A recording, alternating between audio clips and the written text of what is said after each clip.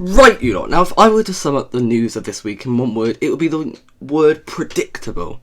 Honestly, the news this week has been about as predictable as San Marino losing a football match or Watford sacking their new manager. I mean,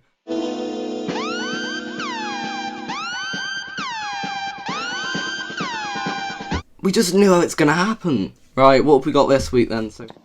I'm so dumb. Sir Keir Starmer faced scrutiny after allegedly breaking lockdown rules. Not seen that before. And when I first heard that story, I'm like, it's a bit ironic that the Tories are having a go at somebody else for breaking lockdown rules. It'd be a bit like Gary Glitter complaining about the local murder, or Jimmy Savile having a go at the nonce living in number 8. The more I think about it, I'm just like, oh. All I know is Who put these lot in power? Why is it that all of us were able to deal with these very strict measures? Everyone else able to do it, but the people in charge. It'd be like a school insisting they're a healthy school. Only for every Friday they bring in a different takeaway. That's not a joke, that actually happened. Boris Johnson said that despite all of his scandals, he is an honour Prime Minister.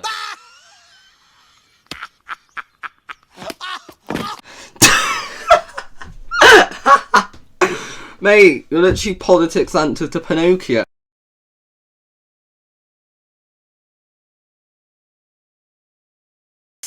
Honest person. Honestly, that statement alone proves that you're not an honest Prime Minister. Mate, after that you basically got the credibility of Bill Clinton. Don't even get me started on that man.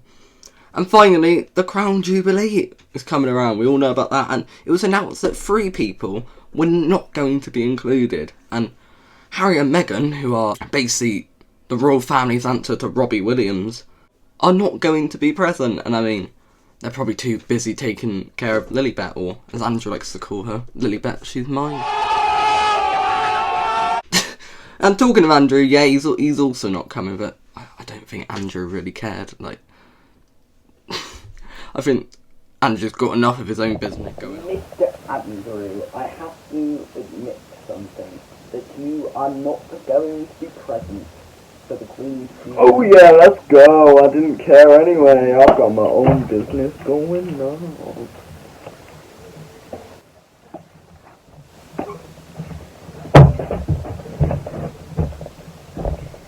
I'm still breathing.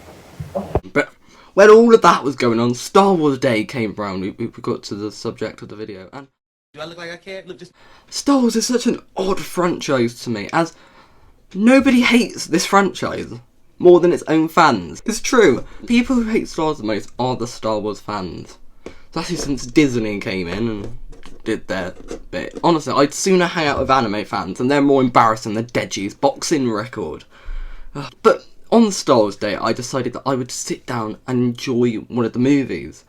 And instead of watching one of the objectively 3 good ones, I decided to watch The Rise of Skywalker. A movie with the end product of Dele Alli.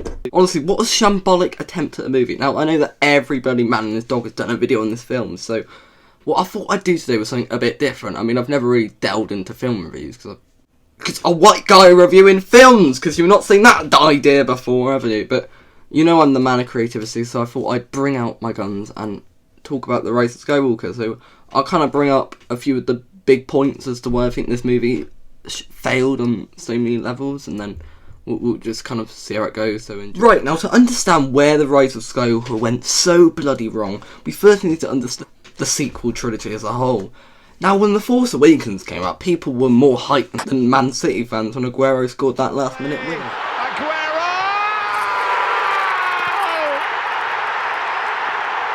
Although many people just said, oh, it's just a New Hope again, it was quite the talk. Everyone had their own bloody theories, as J.J. Abrams set up some interesting questions. Who are Rey's parents?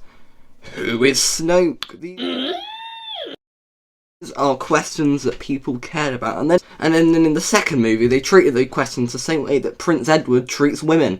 Rian Johnson, the director, somehow got bloody hypnotised by the writers of Game of Thrones and just decided to do the last thing you expected.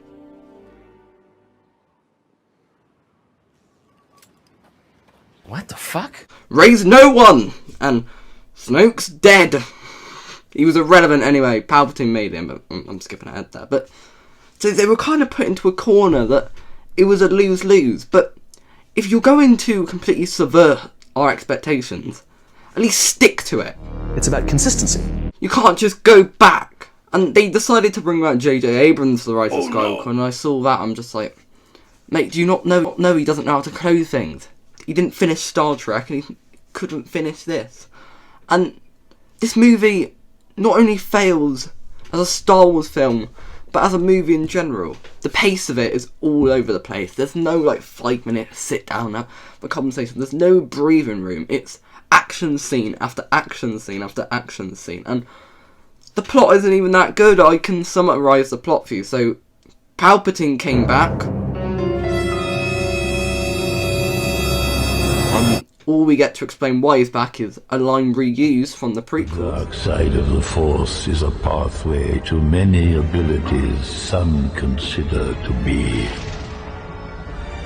unnatural. Genuinely, that's not a joke. That is genuinely how much explanation we get twice back. And he made Snoke, apparently. That massive revelation we're just gonna put under the rug. The plot is stupid. So Palpatine is back in this film, and you've got your favourite cast of characters, including Rey, literally a character with zero development in 3 films.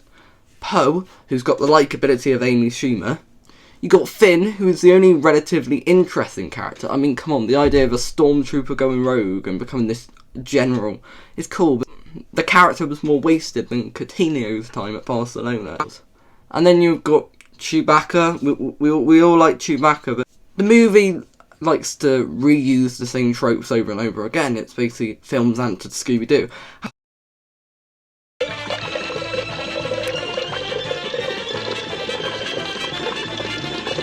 How many bloody fake-out deaths are in this movie? Chewbacca's dead, except he's not. He was on the other ship. C-3PO's dead, except no, his memory's back. Zori Bliss, remember her? You probably don't. She's dead. Oh no, she's back.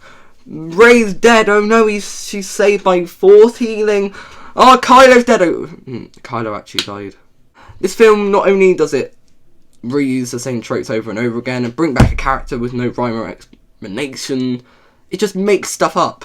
This film brings in the final film of a 9-part saga, the idea of Force healing. The fuck is that? And you may be saying, "Ooh, Lewis, that's just because Ren and Kylo this Force dyad and they can only heal each other." No, because remember the bloody worm thing from the middle of the moon? Rey heals that. If Obi-Wan Kenobi would have just done this to Anakin might not have bloody gone to the dark side. So they make stuff up into canon. It's a terrible film pace-wise. The plot is unoriginal. They clearly had no ideas. But the worst thing I've not even said, they decide to make Rey a Palpatine in this movie. And at first, I didn't hate the idea. But considering the idea of it being nobody was very highly presented in that, and they kind of got to stick with that now. The biggest issue with this trilogy is planning.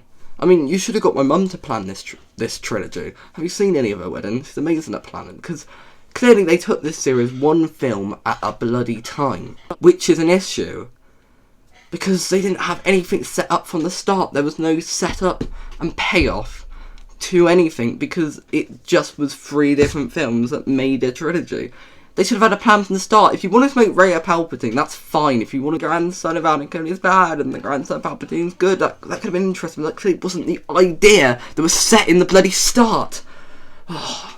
And the worst part of the whole film for me is, now the big question was who was going to end up with who. Who would be the big relationship? Would it be Finn and Rey? Finn and Poe?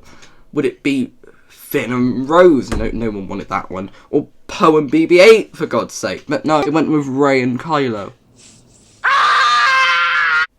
No! You just have to say that you're fine when you're not really fine, but you just can't get into it because they would never understand. Bloody hell! Do you guys not understand the idea that there's 2 films worth of them beating each other? They tried to kill each other and whatever Gigson. They were nice to each other for like 10 minutes. How is that chemistry? So many ideas go to waste when this film. The Knights of Ren who, am I right?